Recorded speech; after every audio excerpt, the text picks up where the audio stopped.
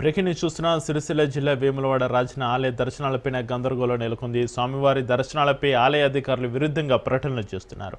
దర్శనాల నిలుపుదలపైన అధికారులు పంతులేని ప్రకటనలు ఇస్తున్నారు. దర్శనాలను నిలిపివేస్తున్నట్లు అధికారులు ప్రకటించారు. భీమేశ్వర ఆలయంలో భక్తులకు దర్శనాలు కల్పిస్తుండటంతో రాజేశ్వర స్వామి ఆలయంలో దర్శనాలు నిలిపివేస్తున్నట్లుగా ప్రచారం జరిగింది. దర్శనాల రద్దుతో స్వామివారిని దర్శించుకోవడానికి భక్తులు భారీగా చేరుకున్నారు. ఆలయ అధికారులు సమన్వయ లోపంతో భక్తులు ఇబ్బందులు పడ్డారు. దర్శన నిలిపివేతపైన ఆలయ అధికారులు స్పష్టత ఇవ్వలేదు. అధికారుల తీరుపైన కేంద్ర మంత్రి బండి సంజయ్ ఆగ్రహం వ్యక్తం చేశారు. బండి సంజయ్ సూచనలతోటి అధికారులు యథావిధిగా భక్తులకు దర్శనాలు కల్పిస్తున్నారు.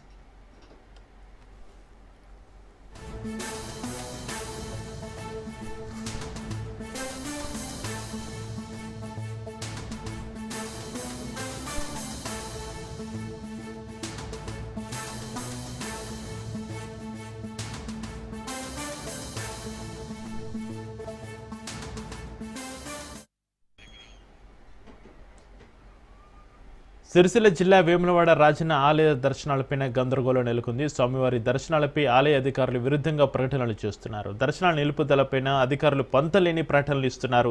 దర్శనాలను నిలిపివేస్తున్నట్లు అధికారులు ప్రకటించారు. భీమేశ్వర ఆలయంలో భక్తులకు దర్శనాలు కల్పిస్తుండటంతో రాజేశ్వర స్వామి ఆలయంలో దర్శనాలు నిలిపివేస్తున్నట్లుగా ప్రచారం జరిగింది. దర్శనాల రద్దుతో స్వామి వారిని దర్శించుకోవడానికి భక్తులు భారీగా చేరుకున్నారు. ఆలయ అధికారుల సమన్వయ లోపంతో భక్తులు ఇబ్బందులు పడ్డారు. దర్శనాల నిలిపివేతపైన ఆలయ అధికారులు స్పష్టత ఇవ్వలేదు. అధికారుల తీరుపైన కేంద్ర మంత్రి బండి సంజయ్ ఆగ్రహం వ్యక్తం చేశారు. బండి సంజయ్ సూచనలతో అధికారులు యథావిధిగా భక్తులకు దర్శనాలు కల్పిస్తున్నారు.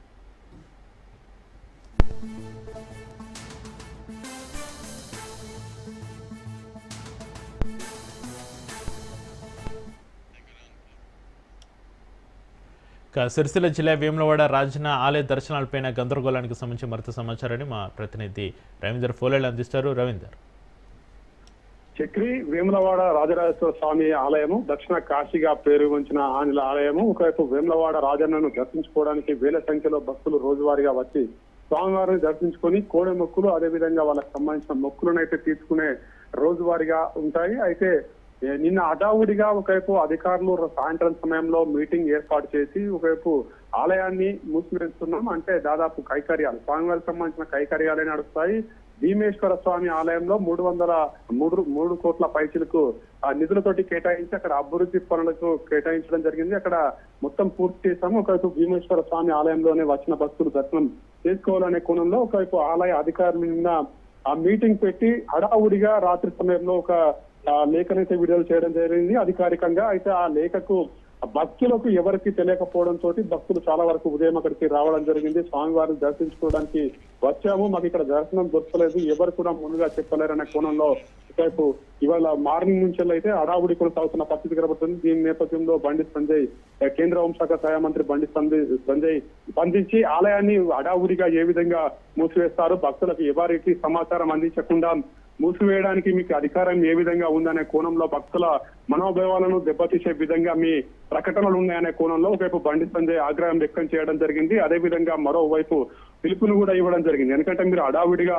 మూసివేసి ఎవరికి చెప్పకుండా అసలు టెంపుల్ ఎన్ని రోజులు తెరుస్తారు, ఎన్ని రోజులు మూడుస్తారు, మూసినట్టయితే ఎన్ని రోజుల వరకు మూసి అక్కడ మీరు దర్శనానికి వేరే చోటు కలిగిస్తారు. అయితే వేరే చోటుగా దర్శనానికి వెళ్ళడానికి భక్తులు మీద ఒప్పుకోరు. ఎందుకంటే రాజన్న స్వామి ఆలయానికి వచ్చి రాజన్నకై కోడ మొక్కులు కానీ ఒకవైపు వాళ్ళకి సంబంధించిన మొక్కులు అయితే సమర్పించుకుంటారు. కానీ మీరు భీమేశ్వర స్వామికి మొక్కులు సమర్పించుకోవాలంటే వాళ్ళు ఏ విధంగా వాళ్ళ మనోభావాలు దెబ్బతినే విధంగా ఉన్నాయి, వాళ్ళు కూడా ఆవేదన వ్యక్తం చేసే అవకాశం ఉంటుంది. కాబట్టి మీరు కంపల్సరీ ప్రతిష్టాపన అనేది అక్కడనే ఇంకో చోట కేటాయించి వాళ్ళకు భక్తులకు దర్శనాలు కలిగించే విధంగా ఉంచినట్టయితే కంపల్సరీ భక్తులకు ఆ దర్శనం కలుగుతుంది. అదేవిధంగా వాళ్ళ మొక్కులు కూడా తీరుతాయనే కోణంలో బండి సంజయ్ అందులో వాళ్ళ అధికారుల పైన ఒకవైపు ఆవేదన వ్యక్తం చేశారు. అదేవిధంగా ఆ జిల్లాకు సంబంధించిన ఉమ్మడి జిల్లాకు సంబంధించిన కార్యకర్తలకు మరోవైపు పిలుపునివ్వడం జరిగింది. ఎందుకంటే అధికారులు ఎవరికి సమాచారం ఇవ్వకుండా ఎవరికి ప్రచారం చేయకుండా హడావుడిగా బంద్ చేశారు కాబట్టి భక్తులు చాలా వరకు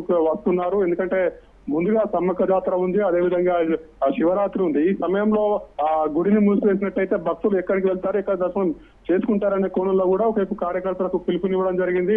భారీ ఎత్తున పంచలు కట్టుకొని వాళ్ళు ఒకవేళ గుడిని మూసినట్టయితే అక్కడ పంచలు కట్టుకొని భారీ ఎత్తున కార్యకర్తలు అక్కడికి వెళ్లి ఒకవైపు గుడిని తెరిచే విధంగా నేను కూడా అటెండ్ అవుతానని బండి సంజయ్ పిలుపుని కూడా ఇవ్వడం జరిగింది. ఎందుకంటే భక్తుల మనోభావాలను దెబ్బతీసే విధంగా అధికారులు ప్రవర్తించవద్దు, ప్రభుత్వం కూడా దాని ప్రకారంగా ముందరికి పోవద్దని బండి సంజయ్ స్పష్టంగా దాంట్లో స్పష్టం చేయడం జరిగింది. అంటే ఎప్పుడు గుడి మూస్తున్నారంటే కంపల్సరీ అక్కడ స్థానికులతోటి లేదంటే అధికారులతోటి అదేవిధంగా పార్టీకి సంబంధించిన నేతలతోటి ప్రజలని కంపల్సరీ దాంట్లో వివరణ తీసుకోవాలి. అంటే మీరు గుడి మూస్తున్నారంటే ఇట్లా గుడి మూస్తున్నాం, లేదా గిన్ని రోజులు మూస్తాం, లేదంటే గిన్ని రోజుల వరకు మేము దర్శనాలు కలిగిస్తాం అనే విధంగా ఎక్కడక్కడ స్పష్టత లేదు. భక్తుల మనోభావాలు దెబ్బతీసే విధంగా ఉంది. భక్తులు కూడా చాలా వరకు ఇబ్బందికరంగా మారే అవకాశం ఉంది. కాబట్టి కంపల్సరీ దాన్ని ఒక కార్యాచరణ తీసుకోవాలి. ఎందుకంటే అక్కడ మీరు గుడి మూసినట్టయితే దాని పక్కన ఏదైనా ప్రతిష్ఠించి అక్కడే మీరు దర్శనాలు కలిగించే విధంగా ఉన్నట్టయితే రాజన్నకే మొక్కులు సమర్పించుకున్నట్టుగా భక్తులు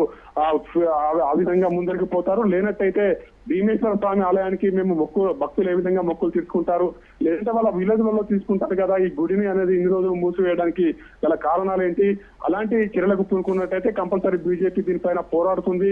భక్తుల మనోభావాలను దెబ్బతీసే విధంగా ఉన్నట్టయితే కంపల్సరీ పెద్ద ఎత్తున పిలుపునిచ్చి మేము గుడిని తెరిచే విధంగా పంచలు కట్టుకొని వచ్చి అక్కడ ధర్నాకు కూడా కూర్చుంటామని బండి సంజయ్ స్పష్టత చేయడం జరిగింది. అంటే మరి అధికారులు హడావుడిగా ఒకే రోజు సాయంత్రం వేళలో మీటింగ్ వాళ్ళు అరేంజ్ చేసుకుని ఒక ప్రకటనలు చేయడం అనేది చాలా వరకు ఆ ప్రజలకు కాదు భక్తులకు కూడా ఇబ్బందికరంగా మారుతున్న పరిస్థితుల నేపథ్యంలో ఇటువంటి నిర్ణయాలు అయితే కొనసాగుతున్న పరిస్థితి కనబడుతుంది. మరి ఆలయ అధికారులు ఒకవైపు ఎందుకంటే దక్షిణ కాశీగా పేరుగాంచిన ఆలయము దాదాపు రోజువారీగా ఒక 50,000 పైసలకు భక్తులు వచ్చి స్వామివారిని దర్శించుకుంటారు. అంటే వాళ్ళ కోడి మొక్కులు కావచ్చు, మ్యారేజ్ అయిన వారు కావచ్చు, ఎవరైనా కానీ ప్రతి రాష్ట్రం నుంచి వెళ్ళి వచ్చి అక్కడ స్వామివారిని దర్శించుకుంటారు. కాబట్టి గుడి మీరు మూసివేత చేస్తున్నారు అనే సమయంలో కంపల్సరీ ఒక 15 రోజుల ముందే ఎవరికి ఇబ్బంది కలగకుండా ప్రతి ఒక్కరి సమాచారం అందే విధంగా అదేవిధంగా వాళ్ళకి సంబంధించిన అంటే గుడి మూస్తున్నామనే కోణంలో స్థానికులతోటి ఒక మీటింగ్ అరేంజ్ చేయడం, అదేవిధంగా ప్రజలకు తెలిసే విధంగా ప్రతినిధులను కూడా అక్కడికి పిలిచి గుడిని మూసివేసే అవకాశం ఉంది. కాబట్టి కంపల్సరీ డెవలప్మెంట్ పనులు జరగాలంటే కంపల్సరీ గుడిని మూసివేసి కైకర్యాలంటే ఒకవైపు అక్కడ ఉన్న అర్చకులు అయితే స్వామివారికి పూజలు ఏడాదిగా కొనసాగుతాయి. ఒక భక్తులకు మాత్రం భీమేశ్వర స్వామి ఆలయంలో మేము దర్శనం ఇస్తాము, లేదంటే దానిపైన ఎటువంటి చర్యలు తీసుకుంటామనే కోణంలో మాత్రం మీటింగ్ అరేంజ్ చేసినట్టయితే ఇటువంటి బయటకు రాకపోతుంది. ఒకవైపు భక్తులకు కూడా మనోభావాలు దెబ్బతినగా ఉంటుంటాయి. దాని ప్రకారంగా ఏ విధంగా కూడా అధికారులు చర్యలు తీసుకోలేరు. కాబట్టి కంపల్సరీ బీజేపీ దీనిపైన పోరాడుతున్న జరిగింది. అదేవిధంగా వచ్చిన భక్తులకు కూడా అక్కడ ఇక్కట్లు కలుగుతున్న పరిస్థితి అయితే కనబడుతుంది. ఆలయ అధికారులు మాత్రం ఒక మీటింగ్ అరేంజ్ చేసి దీనిపైన స్పష్టత తీసుకొని ముందుకు పోయినట్టయితే ఈ ధర్నాలు కావచ్చు వాళ్ళు చేయడము, అదేవిధంగా భక్తుల మనోభావాలు దెబ్బతీయడం కావచ్చు, ఇవన్నీ సమస్య సద్దుమణిగే అవకాశం ఉంటుందని చెప్పవచ్చు. చెప్పి రైట్, థ్యాంక్ యూ రవీందర్. కానాపు నుండి వచ్చినాము. ఇట్లా సోషల్ మీడియాలో బంధాన్ని తెలిసింది. ఇక్కడికి వచ్చిన తర్వాత అందుకొరకే దర్శనానికి మళ్ళీ ఎప్పుడు దర్శనం చేసుకుంటామో తెలియదు. ఇక్కడికి వచ్చిన తర్వాత మాకు తెలిసింది మందాన్ని తెలిస్తేనే మేము తొందర దర్శనం చేసుకుంటాం. చిరాల గ్రామం నుండి ఈరోజు తెల్లవారుజామున మేము రాజరాజేశ్వర స్వామి దేవాలయం రావడం జరిగింది. కానీ మధ్యలో కొంతమంది సోషల్ మీడియాలో మరి పుకారులు కొన్ని నేర్పుతూ దేవాలయం బంద్ చేయబడ్డది, ఎవరు రావద్దు, దేవాలయం ఈరోజు బంద్ రేపు బంద్ అని కరెక్ట్గా ఏది కూడా చెప్పట్లేదు. దాంట్లో భాగంగా మరి ఎండోమెంట్ కూడా ముందుకు వచ్చి దీన్ని కరెక్ట్గా ఈ రోజు బంద్ అవుతుంది, ఈ రోజు బంద్ స్టార్ట్ అవుతుంది, ఈ రోజు నుంచి అభిషేకాలు బంద్ అవుతుంది, ఎండోమెంట్ కూడా చెప్పడం జరగలేదు. ఇది సోషల్ మీడియా వల్ల లేదా ఎండోమెంట్ చెప్పకపోవడం వల్ల మేము. కానీ ప్రభుత్వం ఏం చేయాలి, అసలు ప్లాన్ ఏంది, మీ ఆలోచన ఏంది? ఇవాళ దేశంలో అనేక దేవాలయాలు అభివృద్ధి చేస్తున్నాం. ఇప్పుడు కాణిపాకం దేవాలయం కూడా అభివృద్ధి చేస్తున్నారు, కానీ ఎక్కడ మూసేలే. యాదాద్రి టెంపుల్ లో కూడా ఆల్రెడీ వేదకాడ ప్రతిష్ట చేసి బాలరాముని ప్రతిష్ట చేసిన తర్వాత బాలాలయం ప్రతిష్ట చేసిన తర్వాత అక్కడ దర్శనాలు ఇచ్చుకుంటూ పని నడిచింది.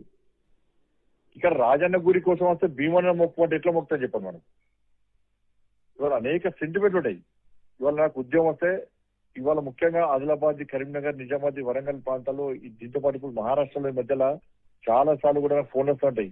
సార్ మహారాష్ట్ర వస్తున్నాం, మాకు రాజన్న దర్శనం కావాలని చెప్పి చాలా మంది ఫోన్ చేస్తూ ఉంటారు.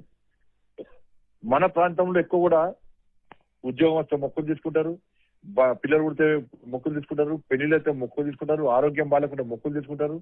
ఇప్పుడు ఎట్లా మొక్కులు తీసుకునేది వాళ్ళ మొక్కులు తీసుకోవడానికి